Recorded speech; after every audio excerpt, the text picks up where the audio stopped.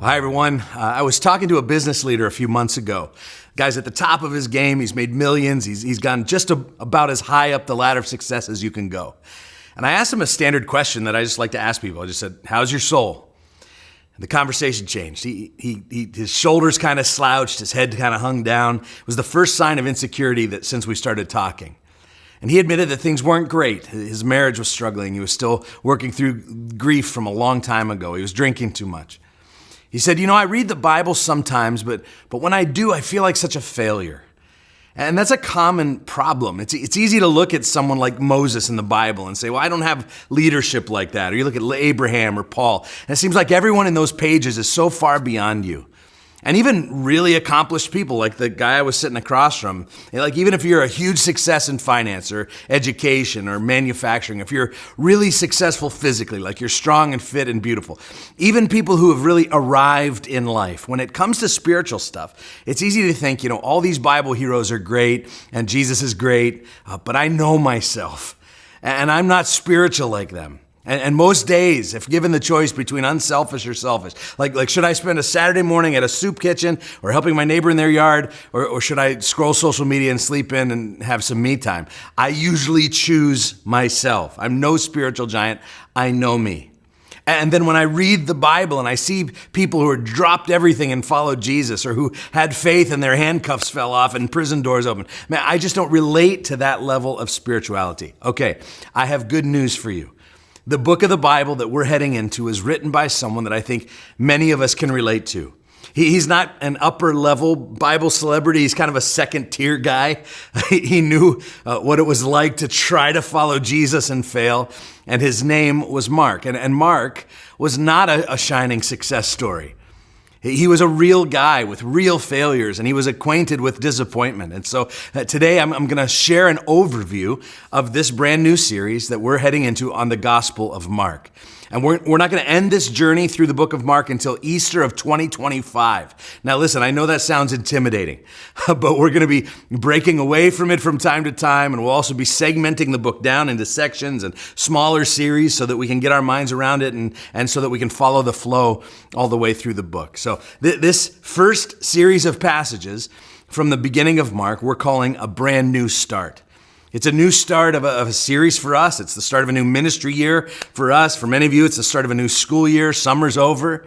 But in Mark, it's also the start of John the Baptist's ministry. It's the start of Jesus' ministry. And so we're calling it a brand new start. In any given year at Grace, we have a mix of topical sermon series and teaching through books of the Bible because, we like to mix it up. And because we're going to be in this book so long, I want to take a moment to just talk about the value of teaching through a book of the Bible. The first value is it teaches us how to read the Bible. So the habit of many Christians is what I like to call the dip and skip method. You kind of, close your eyes, flop your Bible open, you scroll your finger down the page and just hope God works his magic. And listen, I'm just happy when someone's engaging the Bible at all, sometimes regardless of methodology. And I've actually heard stories of God using the dip and skip method from time to time. So I'm not making fun here. I'm just suggesting that is not the best way to read the Bible in normal circumstances. Just imagine reading any other book like that. Like take a novel and you plop it open, you just read a sentence and try to make sense of it. It wouldn't make sense. And the same is true for the Bible. And so it's why some of you are actually frustrated when you try to read it. The better way is to read it regularly and to read it book by book. And this allows you to see the context. It allows you to see where that story that you're reading fits into the greater narrative of God's work in the world. It allows you to apply it more specifically to your life without making wild leaps to try to, connect dots from unconnected events from the ancient world to the modern world. And so as we go through this series, we're going to model the approach of reading through a book. Now, this doesn't mean that topical preaching is bad. Topical preaching is actually the equivalent of you doing your own Bible study and searching the Bible for something specific. Like, what does the Bible have to say about anxiety? And then you look for all the passages that have to do with that and you do a little study on it. What does the Bible say about family? That's a series we just came through. And you kind of approach it that way. There's a huge value to doing that as well. And so we're going to always model both approaches here. But as we go through Mark, we're going to model how to read the Bible through a book. The second value of teaching straight through a book is that it forces us to talk about things that we would rather skip over. And so when you read straight through, you can't just go from bumper sticker verse to bumper sticker verse. You have to deal with all of it, which means as we go through Mark, we're going to be wrestling with hard passages like Mark 3:26. Whoever blasphemes the Holy Spirit will never be forgiven. Mark 4:11, where Jesus basically says that he speaks in parables so people will be confused. 10:11, where it seems to say that if you get divorced and remarry, you're basically committing adultery. 10:25, it's easier for a camel to fit through the eye of a needle than a rich person to get into heaven. And so we get to deal with all of the unhighlighted sections of your Bible, which is sometimes hard, but really cool. And so you may ask, well, why are we studying Mark right now? Why did we decide to do this? Well, there are generally just some cool things about Mark. Like it was almost certainly the first gospel written. It's called Markan priority. So of the synoptic gospels, that's Matthew, Mark, and Luke, both Matthew and Luke seem to have borrowed a lot of material from Mark as they were writing their own accounts. For example, 60% of Matthew is word for word out of Mark. Now, John is a different animal altogether, but not only is Mark the earliest gospel, it's also the shortest one. Mark is known for his straightforward style. He doesn't pull any punches. So there are no embellishments, there's no exaggerations. In fact, even when Mark is reporting on miracles, his accounts generally lack any fanfare. Because for Mark, the miraculous events are not the main focus of his concern. They are used only to highlight the identity of Jesus. It's like no matter what is happening, Mark is standing there pointing, saying, hey guys, Jesus is here, and he is who he says he is, and we get to follow him. That's Mark's focus. But there is a more localized and really personal reason that I want us to go through Mark right now, and it's because of where we are as a church. I've quoted Ken Blanchard before, who said leaders have to continually ask themselves two questions. What business are we in, and how's business? Well, here at Grace, we are in the disciple-making business. We want to see more and more disciples of Jesus made here and better disciples of Jesus nurtured here. And I would say that the disciple-making business is going in the right direction, but we're not there yet. Some of you know we're in the process of making structural and systemic changes in how we do church around here to help us to make more and healthier disciples. But I truly believe that teaching through this gospel of Mark will provide the perfect foundation for this re-emphasis around grace on discipleship. So we're going to be asking and answering this question again and again through this series. Who is Jesus? Why is he worth following? And how do we do it? And I just believe Mark is going to help us to focus all our attention on Jesus, because the more we know of him, and the more we know of ourselves, the more of ourselves we can give to him. I said earlier that Mark is relatable because he was an imperfect follower of Jesus. So I want to explore some insights into the life of Mark. I think it'll help us to understand him. Now, officially the author is anonymous, but from very early on in church history, this gospel was attributed to Mark, who is sometimes called John Mark. And so Papias of Asia Minor attributed the book of Mark, or to Mark, less than 50 years after it was written, which means there were still people alive to attest to the circumstances of the writing. Now, interestingly, Mark was not one of the 12 apostles of Jesus. And so we ask, well, where did he get all of his information? Where did he get his research? Well, there are a couple of important sources. We find out in 1 Peter 5:13 that Mark was a ministry partner, a traveling companion, and really even sometimes an interpreter for Peter. So Peter sends greetings from John Mark to the church, whom he calls my son. And so they have this very tight relationship. And many scholars believe that the Gospel of Mark is really a collection of the memoirs of Peter. Well, where did Peter and Mark first meet? Well, it's possible that their connection went all the way back to Mark's childhood. They're first mentioned together in Acts 12:12. I shared this passage in our last series, but it's pertinent here. Remember, Peter had been imprisoned by Herod. He was awaiting execution. In fact, one of the sons of thunder, James, had already been executed by Herod, and so Herod was kind of on a roll. And Peter was chained up with multiple levels of security when an angel comes and breaks him out of jail. Now, at the same time, a bunch of Christians were gathered in what was maybe the first house church of Christianity, which is where Peter went after his escape from prison. Remember, he's knocking at the door. A young girl answers, doesn't let him in because all the Christians need to have a discussion first about maybe it's an angel out there and not Peter. Meanwhile, Peter's just out there knocking and knocking. Okay, well, we find out whose house it is in Acts 12:12. It says, he went to the house of Mary, look, the mother of John, also called Mark, where many people had gathered and were praying. And so John Mark's mother, Mary, was hosting one of the very first house churches in Jerusalem, which was Peter's kind of home base. And so Mark's mom's home was one of the mainstays of the early Jesus movement. Now, church tradition also says that this may have actually been the same home in Jerusalem where the disciples gathered in the upper room for Passover, the Last Supper. Maybe the same house where they were hiding when Jesus appeared to them through the wall. Maybe the same house where they were praying when the Holy Spirit first came upon them at Pentecost. Now, that's not certain or proven by any stretch, but Mark's boyhood home may have been a central location for some of the key first events of Christianity. Now, we know that Mark was a young boy when Jesus died on the cross, probably 10 or 12 years old. We know this because he was still a young man, probably a late teenager, when he joined Paul's first and second missionary journey some 10 years later. Many believe he may have been the streaker who fled from Jesus' arrest. Did you know that the Bible includes a story of a streaker? Some of the kids are like, what's a streaker?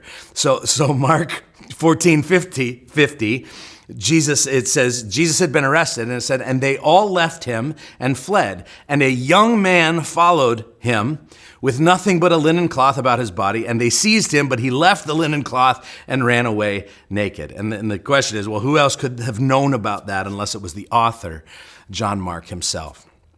So maybe he had followed the disciples to the Garden of Gethsemane after the Last Supper, which was held at his mom's house in the upper room earlier that evening. Again, we don't know for sure, but it's an interesting possibility. But we do have this sense that Mark had a front row seat. And later, when Paul and Barnabas were ready to go out on their first missionary journey to take the story of Jesus to the ends of the earth, the Bible says that John Mark was with them as their assistant. They brought him with them from Jerusalem to Antioch. So Acts 12:25 says, and Barnabas and Saul returned, that's to Antioch, from Jerusalem when they had completed their service, bringing with them John, whose other name was Mark. And so they came to Antioch with Mark, from where they were sent out on one of their first of many journeys. And just a few verses later, we read in 13:4 that they had John to assist them. And so John Mark was part of the very first team sent out to spread Christianity around the world. Now, this didn't all go perfect. Later on, we find out down in verse 13 that Paul and his companions set sail from Paphos and came to Perga in Pamphylia, and John left them and returned to Jerusalem. Now, this was evidently a big deal to Paul. He would later say that John Mark had abandoned them. Paul saw this move kind of as a breach of contract. And so, we ask, well, why did John Mark leave the mission field? And we can only make educated guesses, and there are no shortage of options. Maybe Mark got homesick. Maybe he was scared. Their destination was riddled with bandits. Maybe he didn't want to contract malaria. Maybe he didn't like Paul's itinerary. Maybe he opposed Paul's leadership up until they left. Really, Barnabas had been the leader. Maybe he opposed Paul's mission going to the Gentiles. It was, in fact, a very controversial move. Anyway, regardless, what we do know is that there can be some pitfalls with young leaders. This is a universal truth, and he was a young leader. And a desire to empower young people to lead, maybe before they're ready, can backfire in spectacular ways.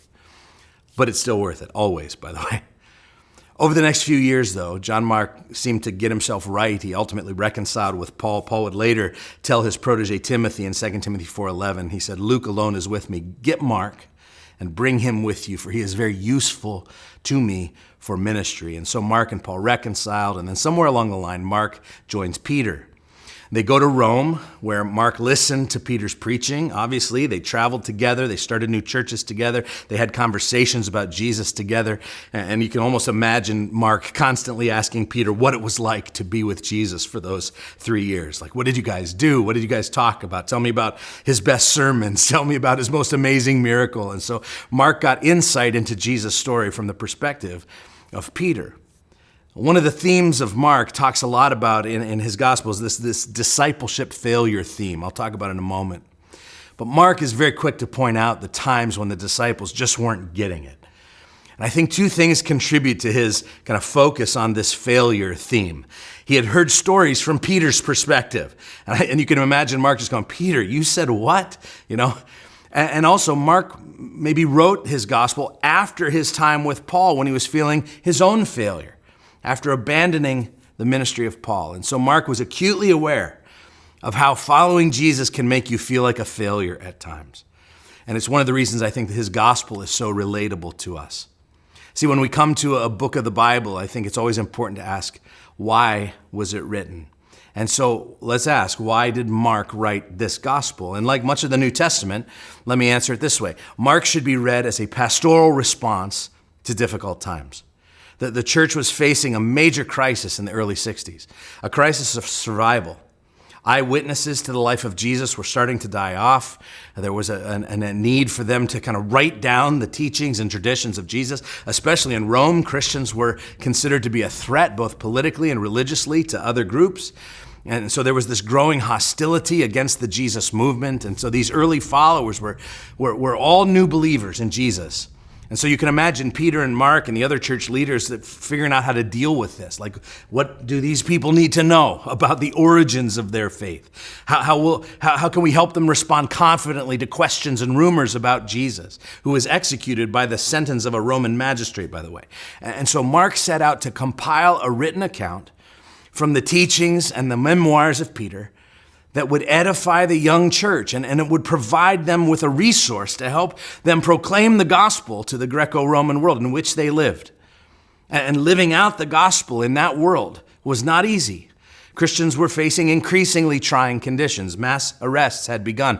Executions would soon follow. And so Mark is writing against a backdrop of suffering and even martyrdom.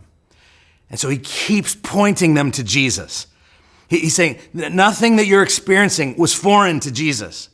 He had gone before you to show you the way. And guys, I would say these days, Christians are facing, not the same, but facing increasingly trying conditions. And we too need to know how to walk with Jesus through our current time like never before. And this gospel couldn't be more relevant to us. So I want to spend the rest of my time today introducing you to the four major themes that we will revisit regularly through this Gospel of Mark. Each one has a discipleship prompt that goes with it that you can find over at the website. But I want to frame these four themes in this way. 4 reasons you should be excited to study Mark. How's that for positive priming? And in each reason, I want to introduce you to one of the 4 themes. So here's the first reason to be excited. You should be excited if you are ready to investigate who Jesus really is. And the theme here is this Son of God, Son of Man theme. So right off the bat, Mark establishes this theme in his very first kind of thesis statement in Mark 1:1. He says in the first verse of his whole gospel, the beginning of the gospel of Jesus Christ, the Son of God. So this word, gospel, literally means good news.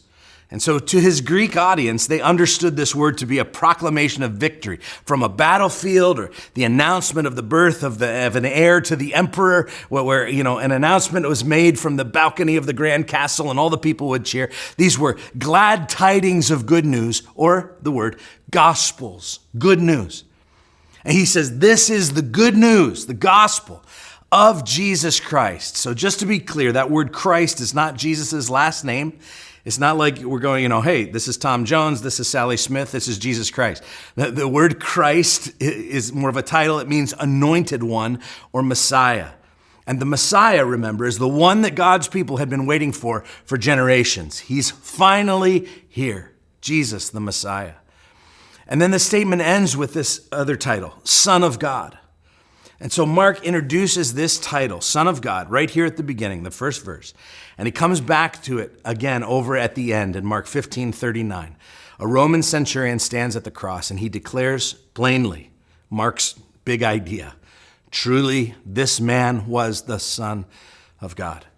And so Mark begins and ends with this idea of Jesus as the Son of God. He is the uncontested main subject. He is the lead character of this Gospel of Mark. And we will see throughout the book that Mark is reminding us often that Jesus is both God and man, Son of God, Son of man. And we see his divinity, his godness at his baptism. We see it at his transfiguration. We see it in his authority over demons and over nature. We see his omniscience. He's understanding what people are thinking without them saying words. And so make no mistake, Jesus is God in the flesh, Son of God. But Mark is also diligent in showing us the humanity of Jesus. And so we get to observe Jesus' sorrow and his disappointment. We see in Jesus emotions like amazement and fatigue, and even anger. And so we see this dichotomy in Jesus as the God-man, and maybe best described in Mark 10:45.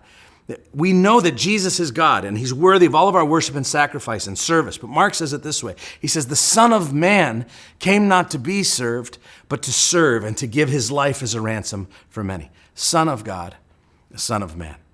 And let me just remind us here, there has never been anyone like Jesus.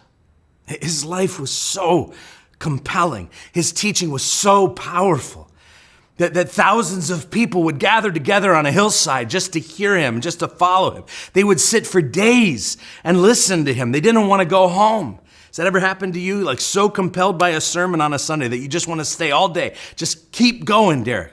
No? I didn't think so. But with Jesus, people did that.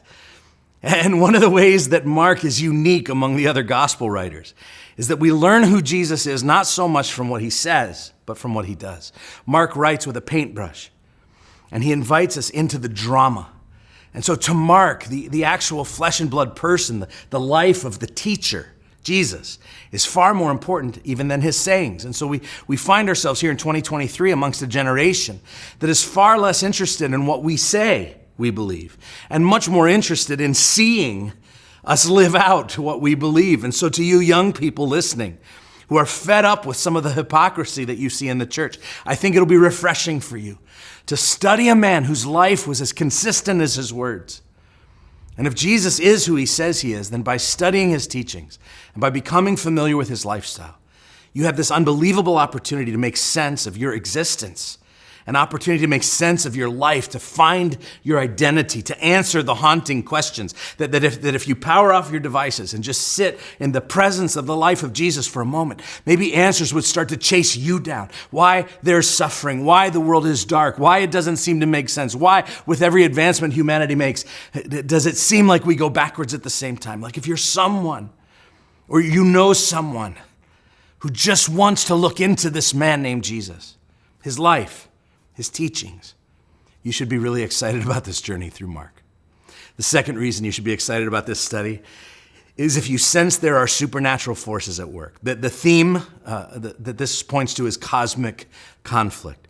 I think no matter your worldview, we all have a sense deep down that there are forces of both good and bad at work in our world. We are beings of multiple dimensions. We are physical creatures. We work with our hands. We work out. We eat. We write. We walk around on dirt.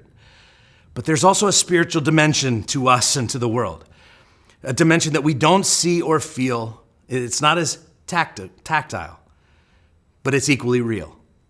You can probably remember a time in your life when something happened and it drew you to God, or maybe it rocked your faith for a while. And looking back, you say, you know what, that wasn't natural. I think there was actually something supernatural going on there. Mark comes back to this theme again and again. There's a spiritual world all around us at all times, and it's not natural. It's also not neutral, and it's not benign. There's not some vague force out there called evil that makes our life a little annoying at times. No, Mark reveals to us that evil has a name and a personality, that there is an enemy of our souls named Satan who is actively working all around us at all times. There is a cosmic conflict going on that's just as real as your morning coffee. And so as we read through Mark, we're going to see this cosmic conflict playing out. From the opening story of Jesus' temptation, to personal encounters with the demonic world, to what looks like a win for the other team at the cross. From beginning to end, Jesus is in a battle with his foe and our enemy, and it's very real. And Mark shows us a picture of Jesus as one who violently confronts sin, who assaults the cosmic forces of evil. And then he passes on this ministry to his followers, to us, who will participate with him in his supernatural victory. Mark paints for us one of the most vivid pictures of spiritual warfare in the whole Bible in chapter 3, where he presents Jesus as a victorious general who is plundering Satan's realm, which is this world. And Jesus will go to every length to fight for his children who are under the siege of the enemy. Cosmic conflict. The third reason to be excited is if you want to follow Jesus but too often fail. And this is that discipleship failure theme. I mentioned it earlier. Mark's own failures in abandoning Paul and Barnabas, and as we talked about how he's maybe chronicling Peter's life, and we all know Peter's story of failure as the one who denied Jesus 3 times. Is it any surprise then that of all the gospel writers, Mark is the hardest on the disciples? He writes about Jesus' closest companions, and they consistently don't understand his teachings. They consistently fail to exhibit true faith. They say dumb things. They're constantly scared. They're constantly thick-headed. They're untrustworthy. They're disobedient. I mean, you're going to read through Mark, and you'll be feeling better about yourself by the minute. And here's what we'll learn. The answer to our failings is always Jesus. It's as if Mark is reminding us, yes, come to grips with your failure. But in the end, you just need Jesus. How many of you know that the church is a place for failures? Aren't you grateful for that? It's not a museum for the saints where, people come in, every decision they make is perfect, every suit and tie pulled tight, every painted on smile. No, the church is a place for those who fall down and keep getting back up. It's a place for people who fail and then need to be forgiven. It's a place for those who need to be restored because restoration is what God is into.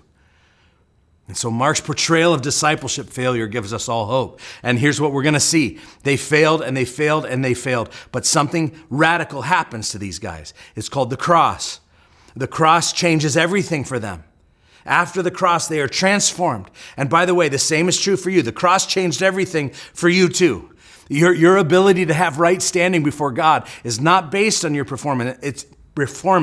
It's based on God's grace alone, purchased for you at the cross. You don't have to get all cleaned up first before you come to Jesus. Just like you don't clean a fish before you catch the darn thing. I'm so thankful that God knew every stupid thing I was ever going to do before he saved me, and he saved me anyway.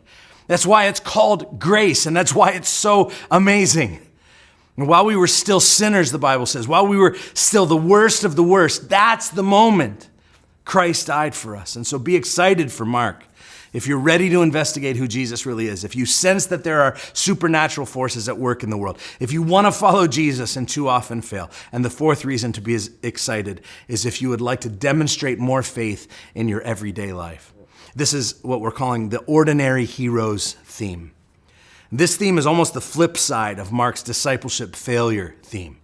See, as Mark writes, it seems like every time the disciples fail big time, he introduces us to an obscure, no-name minor character who then shows us, the reader, what great faith actually looks like. And so he lets the underdog be the hero while the disciples are kind of blundering about. I'll give you a couple examples. In chapter 5, Jesus and the disciples are on their way across the sea in a boat, and a huge storm whips up. And Jesus is asleep, in the hull while these seasoned fishermen are shrieking like schoolgirls. And Jesus comes out and he points out their failure. He says, "Why are you so afraid? Have you still no faith?" And that word "still" is very important. It's discipleship failure. He's like, what more do I have to do so you guys will have faith? And then when they get to the other side, Jesus heals a guy named the Gerasene demoniac. No name. But when we get there, you'll see just the most screwed up guy you will ever meet. And he demonstrates a true and genuine and profound faith. The disciples didn't get it, but this total irreligious outsider gets it. In chapter 7, we meet a woman called the Syrophoenician woman. Again, we don't even know her name. Jesus has been explaining to his disciples how being clean and unclean is an internal thing, not an external thing. Righteousness flows from the inside. The disciples don't get it. And Jesus says, "You lack understanding." I like the NIV version better where he says, "Why are you so dull?" Again, discipleship failure. And immediately we meet this minor character, a woman whose daughter is demon-possessed, and she knows who Jesus is. She gets it. She believes that he has the power to heal her daughter. She even refers to herself as a dog under the table, kind of licking up the scraps. She demonstrates this amazing faith, this humility. She puts herself rightly in the story, and she understands what Jesus can do. And her daughter is healed. And there are many more examples of this that we'll see. But my point is this. World-changing faith is not something that's reserved for the religious elite. It's not something that's reserved for pastors or missionaries. It's for all of us. I don't care how mundane your life is. I don't care how normal your normal is. You can have a world-changing faith that shows up in your everyday life. See, faith as presented by Mark is faith with overalls and dirty fingernails. It's a faith that fights through doubt. One of my favorite authors, Frederick Buechner, who recently passed away, he said this about the Christian faith. He said, every morning you should wake up in your bed and ask yourself as a Christian, can I believe it all again today? And no better still, he says, don't ask until after you've read the New York Times, till after you've seen again the world's brokenness and corruption. Then ask, can I believe it all again today? And he says this, and I love this. He says, if your answer is yes, 10 days out of 10, you don't have the kind of faith I have. He says, if it's more like 3 days out of 10, that's more like my faith. And then on the other 7 days, you should say, yes, I believe it all again through great laughter. See, faith is for the ordinary. And guess what? There are ordinary heroes all around you, and there's an ordinary hero inside you too. God will show up in your life when you least expect it. He's just waiting for that faith to be unleashed. So I can't wait to explore this with you. I can't wait to explore this gospel with you. I just want to offer a couple next steps today. We've created a website, a really extensive website, everything that you're going to need for this series. So please visit the Mark website. It's over whoisgrace.com/Mark. Very easy to remember. You can stay current there with all that's going on in this series. There's daily reading resources. There's life group resources. We have a podcast called the Exiles Podcast. You can access it there. There are recaps of where we've been in the book so that you're never, too far removed. So check it out. I also want to encourage you this week to read through Mark. Just pick a time, pick a place, and just read it cover to cover. It should take you about 20 minutes or so. And as you know, being a disciple of Jesus isn't about kind of navel gazing. That's not about just focusing on myself. There's an outward focused multiplication, missional endeavor that goes with being a disciple of Jesus. And so we just believe strongly that you are where you are for a reason, that you live where you live for a reason, you work where you work for a reason, but beyond a paycheck and a mortgage payment. And so we're encouraging you through this series to kind of find out who are the 8 people closest to you, maybe who live closest to you, and just pray for them as part of our Pray for 8 initiative. You should have received something in the service today. And listen, if you have friends or neighbors or loved ones or coworkers who you think would benefit from learning about the ways and teachings of Jesus, guys, invite them to church with you next week. Don't miss the opportunity to be a peddler of hope. I'm just very excited to go on this journey with you through Mark. Love you guys.